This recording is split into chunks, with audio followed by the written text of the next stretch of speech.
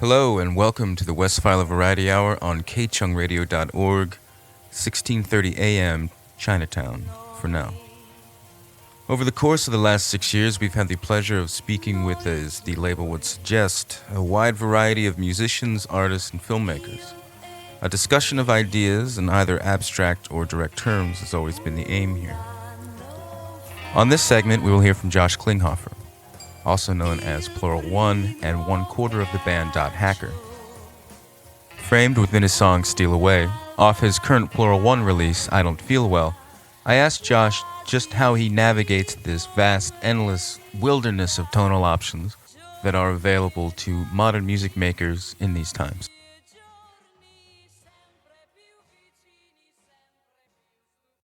That really depends on the song, I think, and I guess just the current mood or whatever my tastes are at that particular time. Sometimes, depending on the song, it could take a bit of a journey from when it was when the inception was to when it gets captured. We used to say on tape, but when it gets recorded.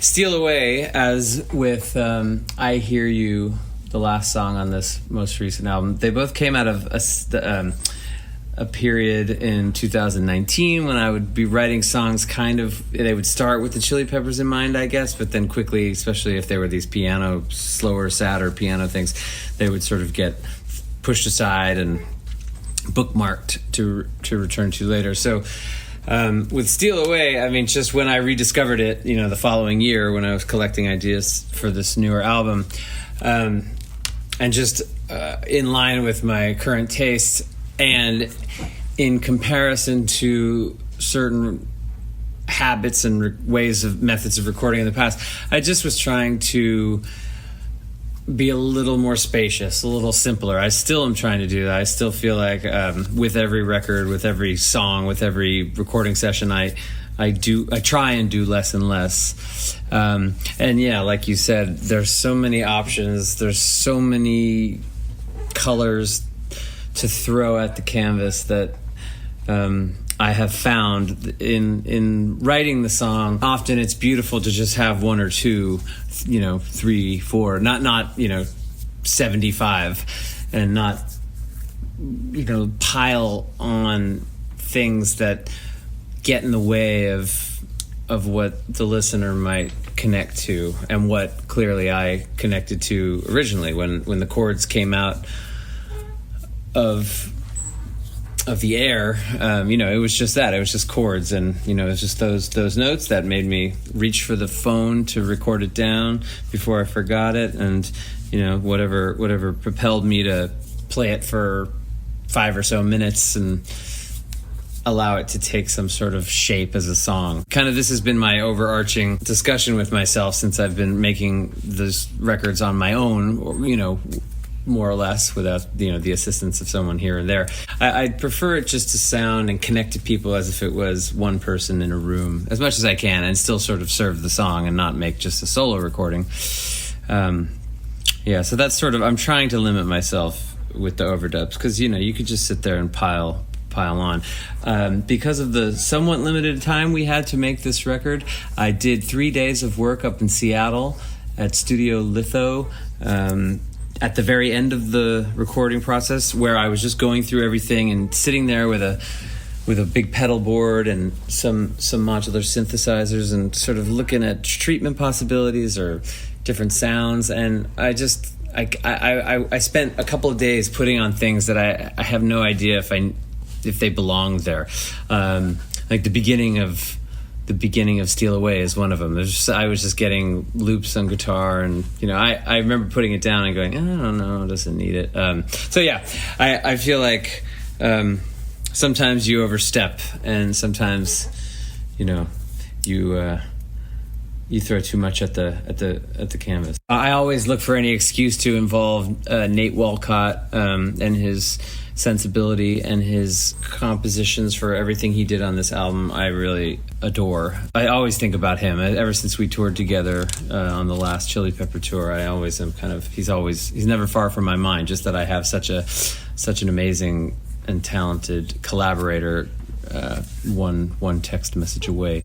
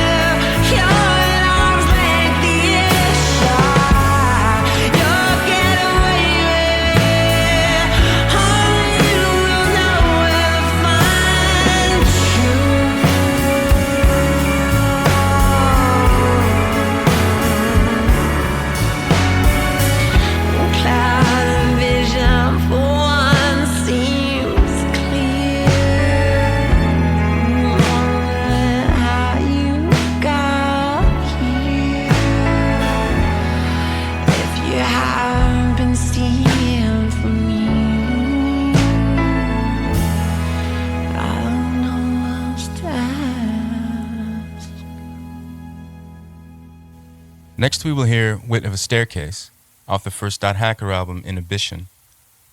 I've long been a fan of this song, and there's always been a mysterious element to it that I've always responded to.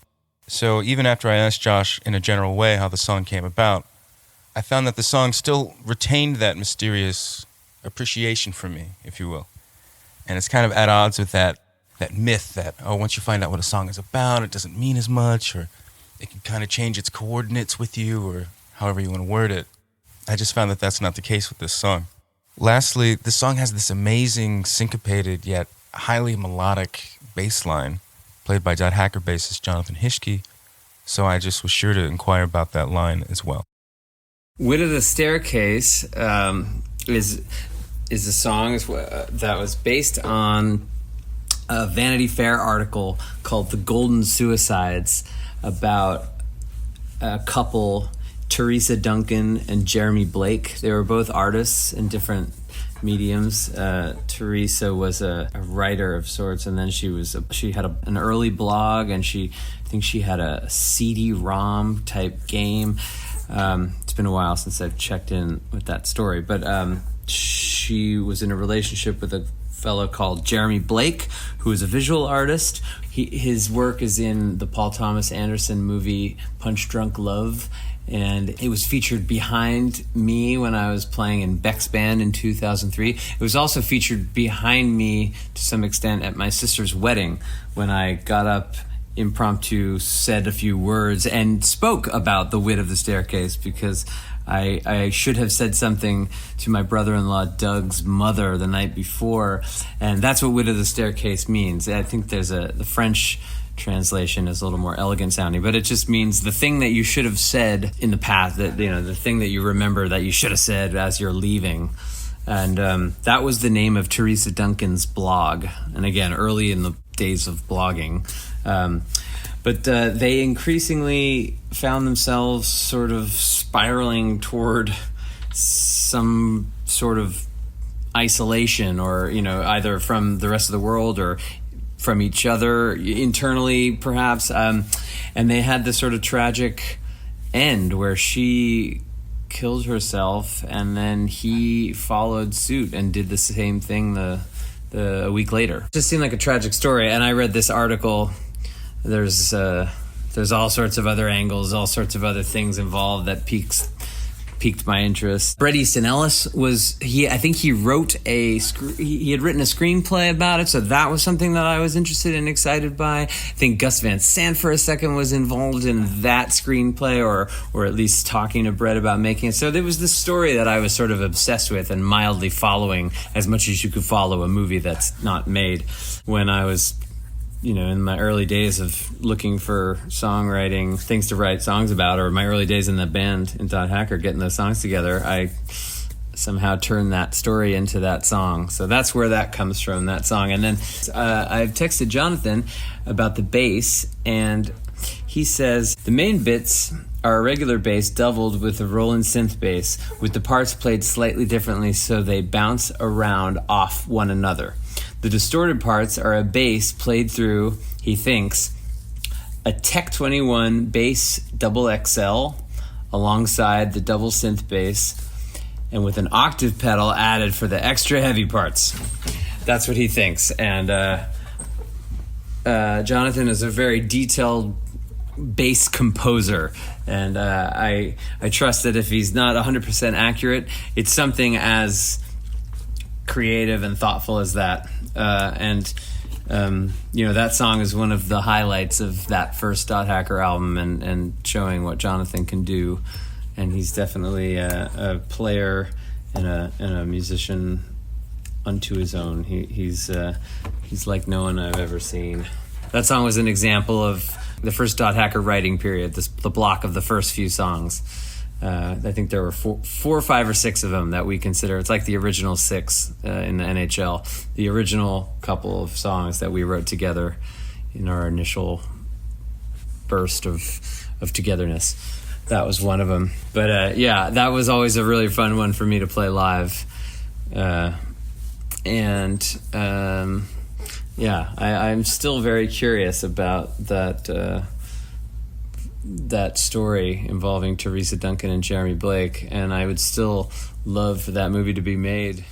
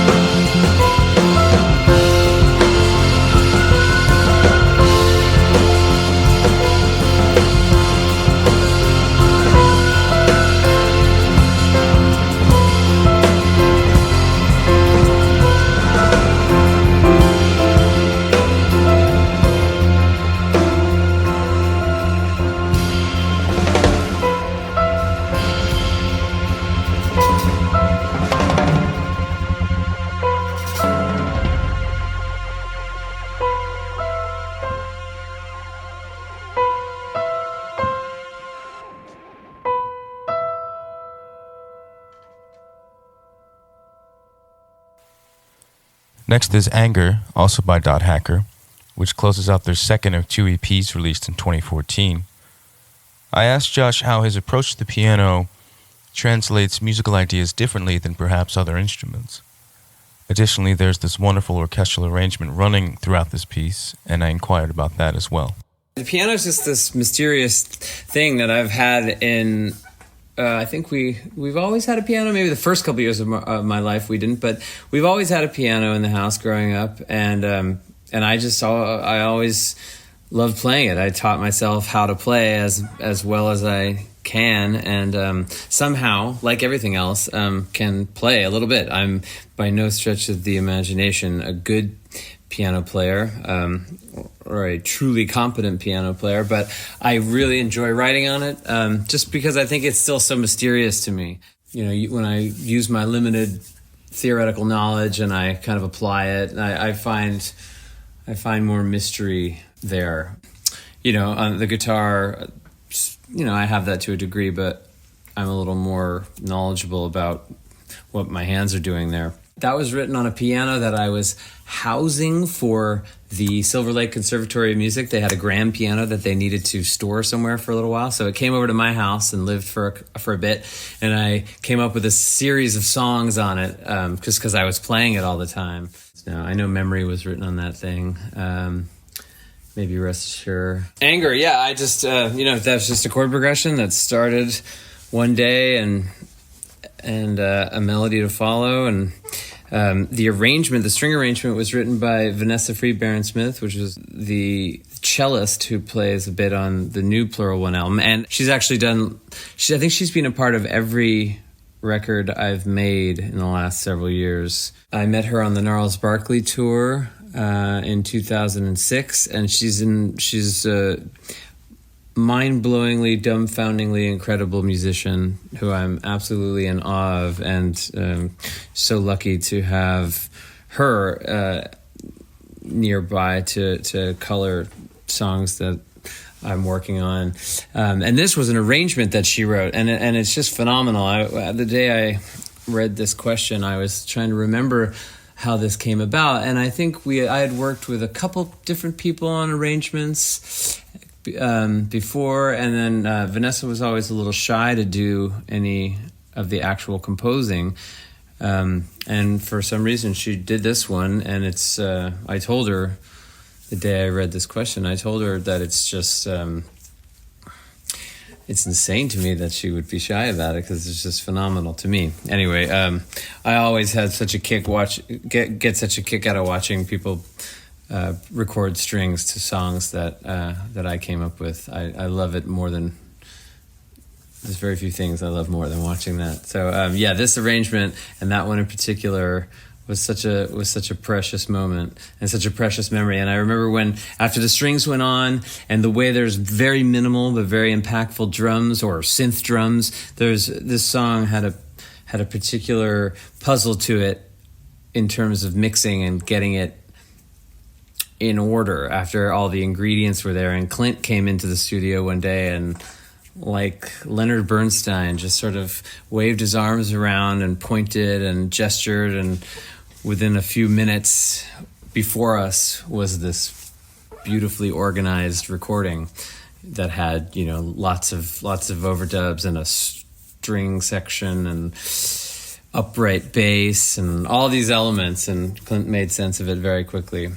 That song has a lot of fond memories for me. I also did the vocal, was meant to be just a guide vocal. I did it really quickly, being late to a birthday party that was being held at my house for someone else.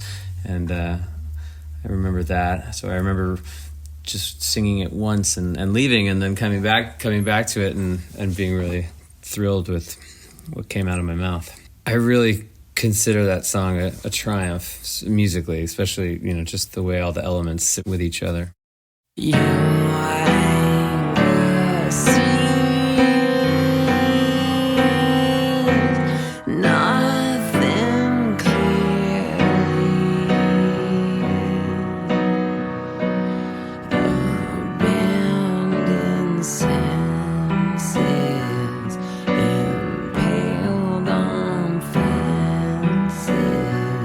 Lacerated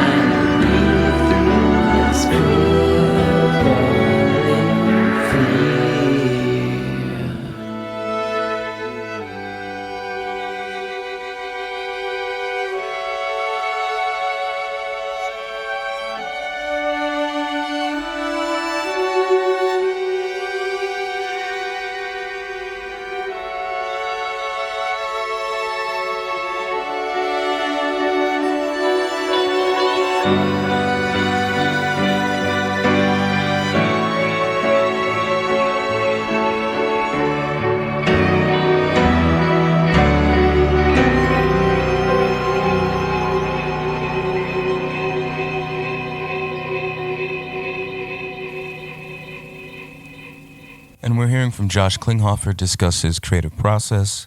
This is the Westphalia Variety Hour, kchungradio.org, 1630 a.m., Chinatown. Next, I asked about his song Save, which is the third track from his first Plural One release, To Be One With You. I asked about a particular percussive element that was running through the second verse of the song that caught my attention. And I also asked about what becomes of the songs that don't make it to the CD or that just don't really make the final cut, if you will. And Josh graciously elaborated and opened up what I can assume is a very articulate and vast library of home recordings or demos. And he went into wonderful detail explaining how that process has worked, certainly in the case of his first album. Save was written on July 4th, 2015, or rather the music was, and I remember that being an enormously productive day for some reason. I just must have been in a good mood, and I was all alone in my what is now my former workspace, which is still a space, a music space that my friend uses. I came up with several ideas that day. Save was written at 3:01 p.m. And it looks like Fall From Grace, which wound up being on the same album, was written at 2:37 p.m. And now as I look back to check the time, there was a song that I titled All Is Right Today, which shows I must have been in a really good place, at 2:27 p.m. So for some reason that one hasn't seen the light of day, but that kind of speaks to another question of yours about what do I do with pieces that don't get developed. And I don't know for what reason certain ones don't get developed. Maybe I just remember ones better than others. I do keep a pretty good record of all my ideas, and I've developed a system over the years, and as you can tell, I know exactly the moment they were recorded. So yeah, when I start looking back for ideas to work on, if I don't come up with something right then and there, I have I have years and years of stuff to pick from. And sometimes things just stick in my mind and I play the chords to myself over time and they develop a little more or they don't. And it's just a matter of when I have the right amount of time and the right sort of emotional bearings to speak to the music, I guess, lyrically, and when I can develop some songs sort of develop lyrically right away, and some take a little time to find themselves. But yeah, Save was one. I titled it Save straight away and probably had some of the lyric, but that one was a little hard for me to make into a finished song, because I think it was one of the ones, as was Fall from Grace, where I was trying to transcribe some of the sounds that I was making with my mouth that day. So I was trying to write words that sounded like what naturally came out in an improvisational way that day, and I think I was sort of stuck, and I was trying to make sense of it. So I do remember that song being a little hard for me lyrically, just because I kept feeling like I could do better, but still liking some of it. Yeah, I wound up feeling like that song was a little shy of the mark, but a very good friend of mine whose opinion I trust more than most really likes that song and said very kind things about it. More and more I get less and less trustful of my own taste, my own opinions. Save was a funny one, and it's the one I think of often when I bemoan the way To Be One With You was recorded, in the sense that it kept having to start and stop, and I had gone back to work with the band at that time, and I had done a demo of Save in my garage, and used the Roland CR78 drum machine that day on the demo, and then when it came time to produce it properly for the record, after tracking the piano or at Prairie Sun Studios up north, I was sort of at a loss. I didn't know what to add to it. I think I'd done the drums up north too. Yeah, it was one of those that I think of as sort of, I was running out of time. I was already back to work with the Chili Peppers, so my attention was sort of elsewhere, and I just was trying to wrap up some of these recordings as quickly as possible. So I wound up doing on Save virtually the same things I did on the demo. So the demo sounds pretty similar to the finished album version. The end of that song always reminded me of one of my favorite Bjork songs, which is called Unison on Vespertine, just kind of going back and forth between those two chords and singing over them in a similar melody over and over again. But yeah, the tugboat lyric always cracked Eric Palmquist up. And that was a perfect example of something that I had written that I just liked the way it sounded, or perhaps that's what it sounded like on the improv recording on July 4th, 2015 at 3:01 p.m. And I just could never get anything better. I couldn't get anything that felt more natural for that moment of the song. But I think all those kind of stories that I have like that, where it took me a long time to finish a song for this reason or that, it's just made me do nothing more than really try and focus harder on completing something, whether it's, trying to do the lyrics all at once, or if I start something I like, I try and make more of an effort to bring it to completion sooner, so it doesn't take several years in this case. That kind of speaks to both questions here, I guess. So the song that I just found just now, called All Is Right Today, from July 4th, 2015. Look for that sometime in the near future, because I really like these chords. I'll have to sit down and transcribe the gibberish that I said that afternoon, but that's always a fun challenge. Oh yeah, and the percussion that comes in at some point during Save, that was the water pipes in the corner of the room at Prairie Sun Studio, in the little broom closet, which is known as the Waits room. And that was the reason I was drawn to that studio. Tom Waits recorded Bone Machine and Mule Variations there. And you hear those same water pipes in many of the songs on Bone Machine for sure. There's a beautiful tracking room, and then in an adjacent room there's the control room of sorts in another big open space. But then toward the back of that room, there's what was once just a utility closet, but it's pretty spacious. And that's where Tom Waits decided the best sounds came from. So that has since been dubbed the Waits room. Just going to that studio, taking a bit of a road trip, and having Jack Irons, who lived down the road at the time, come by, and that made the recording of that record special. And that's what I mean about it, the sessions being broken up. Once we did a week up there, came back down and worked on it a little bit. I took a bit of a break and started working with the band again, and then resumed a couple months later. But yeah, those water pipes I tried to put them many more places on the record. I think they made their way perhaps into another song or two I can't think of right now. I think they're on a song that's yet to come out called It's a Good Thing. I think they might be in Fairy Tale. Is that possible? B-side from that album? I did the vocals to Fairy Tale and another song in the weights room. We had to get a couple vocals in before we left. Oh yeah, You Don't Know What You're Doing. That vocal was done in there. Apparently on the same microphone that Tom Waits used for a lot of that album.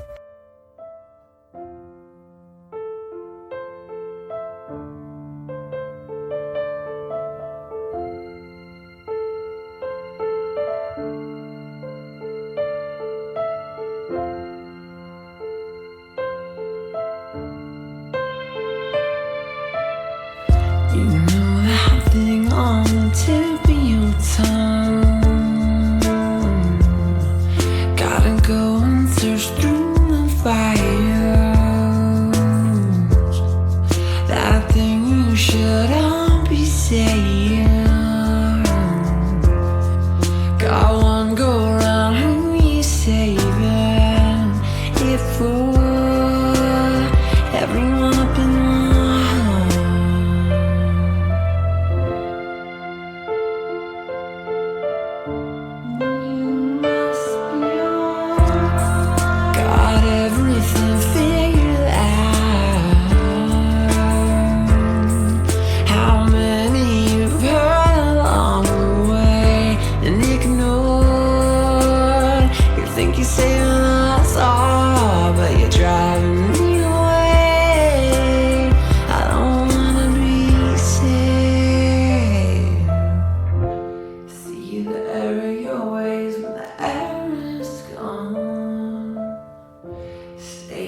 judgment till the mob's gone past. Savior should have been thrown what you are. Savior, opinions for anyone who are. And see all the pretense for your show, the encore. You don't put us to sleep with all this blah blah blah. Better before, and you side of my floor. Adrift wherever you are. I know you see yourself as a tugboat. We're a starboard. You think you can save us all. I know you think you can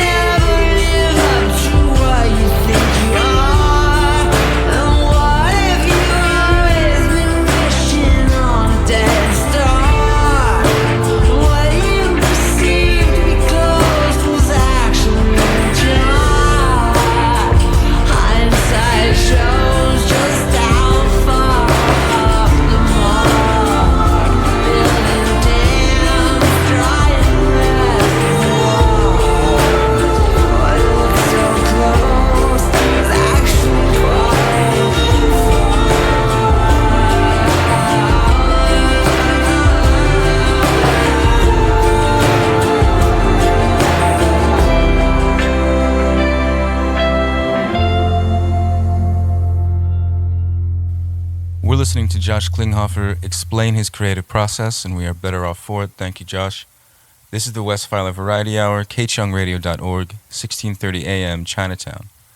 I've noticed that Josh's music possesses what I would describe as a healthy relationship with space and approach. How his songs feel well-rounded but not oversaturated, without any gimmicks or formula or anything like that. So I asked him to explain his general approach when writing his songs. And I also asked, in addition, just how often he spends crafting that material. How often do I spend writing music? I guess it depends what life is doing, what kind of life I'm living at that time. If I had my druthers, I would be doing it all the time.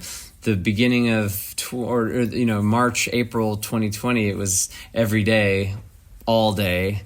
And then I started recording, and then I started working on lyrics mostly to the songs that I had been doing. So, kind of still always coming up with new ideas. I'm buried beneath a pile of musical ideas.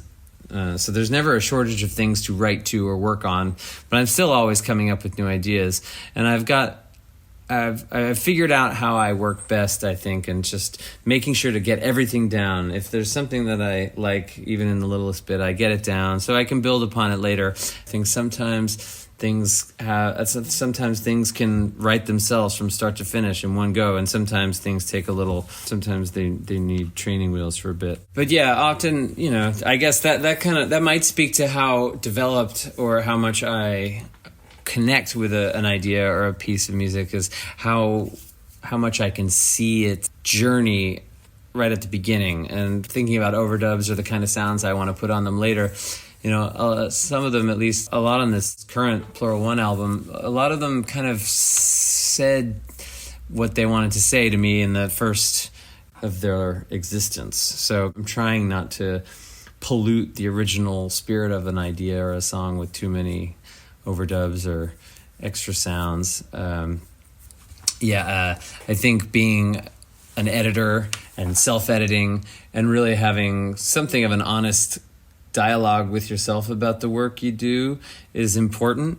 I mean, maybe it doesn't always have to be quote unquote honest, whatever that means. But just kind of checking in and being able to look at yourself objectively and what you do objectively. I mean, sometimes I'm sure that doesn't help. Sometimes people might have the tendency to look at their work and look at themselves a little too negatively and let decades pass without actually committing to anything and doing anything that they're proud of because of these uncontrollable insecurities and emotions that their brain somehow puts into words. All that stuff. I mean, I just found the more and more you work, and the more and more, if you can, the more and more you just do it, you'll sort of sand away some of these bad habits. But yeah, the editing side, I've been thinking about that a lot these days. The classic listening to old work and sort of feeling like it's just hidden beneath a pile of noise. I mean, I feel like that's something I have that experience often. So yeah, I really encourage people to think about simplicity and trying to have a connection with the idea, the simple basic idea before going forward, because I think that'll help dictate where the song wants to go. I've been saying to people lately that I want to hear music that's just vocals and drums, vocals and rhythms. So I haven't convinced myself of that when I'm in the studio, but that's what I'm working toward. I just kind of want rhythms and melody. And we're listening to Josh Klinghoffer discuss his creative process. This is kchungradio.org, 1630 AM, Chinatown. Up next is Shade, the lyrics of which have this abstract morality to them, I feel. And I thought it would be a good jumping off point for Josh to discuss his lyric writing process. He does mention a video that he was prepping for, and that video has been released. You can find it on YouTube, along with many other plural1.hacker Josh Klinghoffer videos. It is a website. Shade, the lyrics. Funny you should ask that just now, because I just listened to that song 3 times in a row, going over possible edits or different approaches to editing a live video together for a sort of COVID era split screen 2020 live performance, internet posting approach. And having listened 3 times, I still can't think of all the lyrics right now. But that song in particular, I do remember that there were pages and pages and post-it upon post-it of lyrics. Tons of different things that I thought worked well with the chords and the melody and the just the sort of emotional charge of the song. And very sadly, I had to whittle them down. But there's still many a verse that didn't make it that I like. That's the lyric writing process. Some songs aren't always that plentiful. There aren't always that many options to choose from.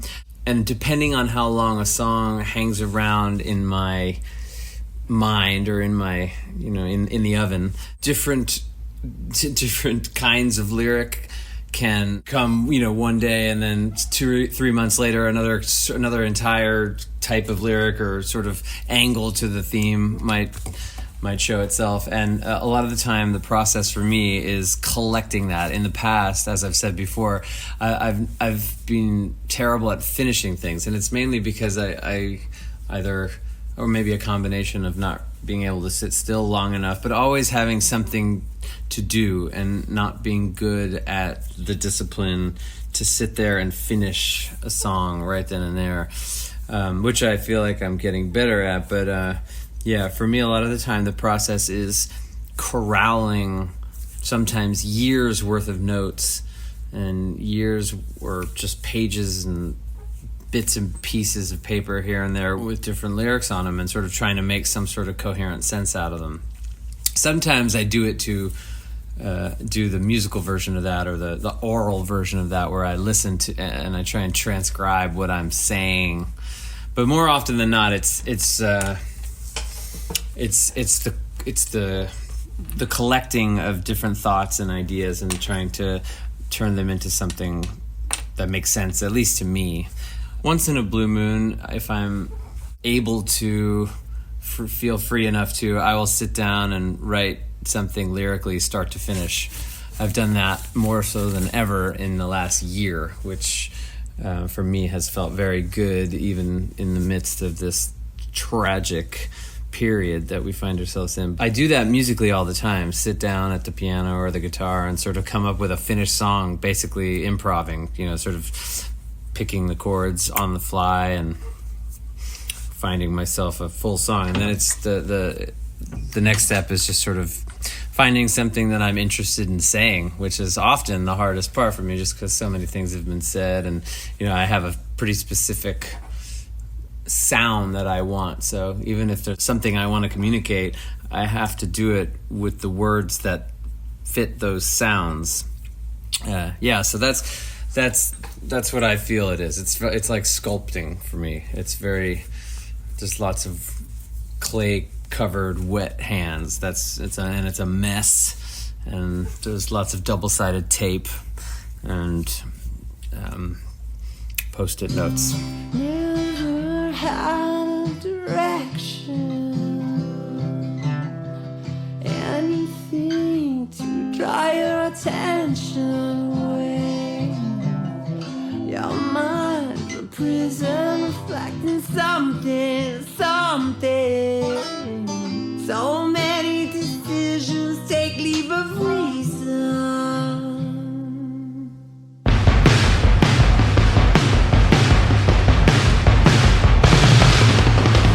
Don't look now, but you're breathing. Your will seems to be in remission. You seriously still feel a reaction. Do I need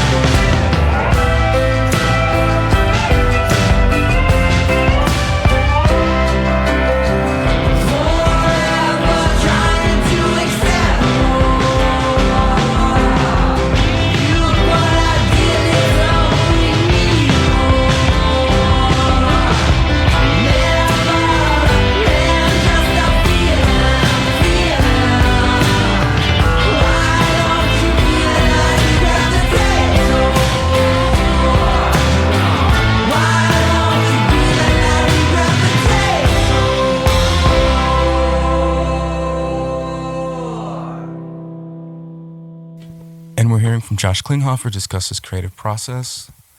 I'm going to close out today's segment with a song off his most current release, I Don't Feel Well, a song called Plank. I Don't Feel Well has a great album cover, by the way. Please check it out. Personally speaking, when I ordered the CD, which I was excited to hear, I put it on and I was drinking coffee and looking out the window. And when Plank came on, I had one of those magical moments that we could sometimes get as music listeners where we remember where we were the first time we heard a song. And I had that with Plank right away. And something about it just felt really appropriate. And I hadn't responded to a song like that in a long time. And I just want to personally thank Josh for writing Plank. And I want to thank him again for taking the time to answer all these questions that we had. And yeah, this is Josh discussing how Plank came to be, and we will close out the segment with the song. This song, Plank, this song was one of the original songs written that first week or two when the shutdown, quarantine, pandemic began in 2020. When I sort of realized that I was free to just do nothing but work at home. This was one of those original songs. And I believe I just called it Plank. I can't remember exactly why, but sometimes a word will just pop into my mind, and that'll become what I call the idea in my very detailed ideas folder. And then when I return back to it, I might use that word as a jumping off, no pun intended, point for the lyric. And I don't know why. I mean, I think perhaps the music reminded me of someone being forced to stand out atop the sea, perhaps not by their own accord. And then, if they jump or whatever happens, that's the second part of the song when the drums come in. And the drums are heavily influenced my listening to the band Kchung a lot in the last couple of years. And I programmed them, and they're supposed to, on the little thing I was using a lot to get drum beats for this album. I would often use this app on the iPad called the DM1 just because it was so easy. It was sitting there right next to the piano. I would do that as a starting point. This was quicker for me than using an old drum box. But then Jack Irons doubled the drums that I programmed, or mostly double, just played along, and that they're mixed in perfectly. Still sounds like the slightly overdriven programmed drums, but with he a couple of extra bits of the wonderful Jack feel and sensibility underneath. That song to me is a real special one. I'm really happy with the way that turned out, and that's another Nate Walcott appearance. With the strings in that one. Trying to look at the question here. Yeah, that song was written pretty quickly as well. That song was, if I came up with the music on a a Monday, let's say, I'm sure the lyrics were finished by the following Monday. And the songwriting process for the second album, I would write on these songs that I wrote at the beginning of the shutdown. I was really intent on doing a demo a day. So even if the song wasn't completely finished lyrically, I would put the music down and then write to that. And just because, again, there was nothing but time to work, things happened rather quickly. And for a while, at least, I was recording a song a day. And I was texting friends about that. And, there were a couple of people I knew that were sort of doing that same thing, that same approach, trying to get something down every day. And then just in those little sort of creative, exciting sort of creative collectives, it felt like I was doing my part and upholding my end by getting something done every day. So that's how a lot of the songs at the beginning of the pandemic were written, just making sure I got something recorded every day and then writing lyrics to them fairly soon after that, driving around usually and singing along.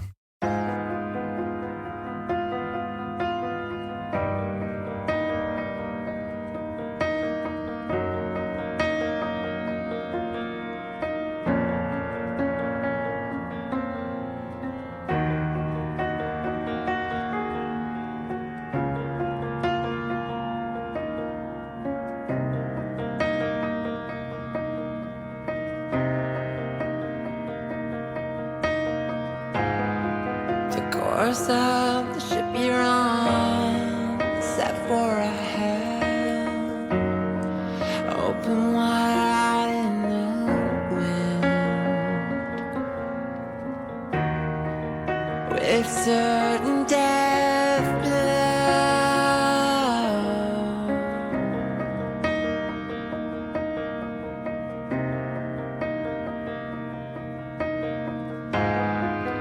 Push further and further out, did it yourself. Now you're asking where I've been and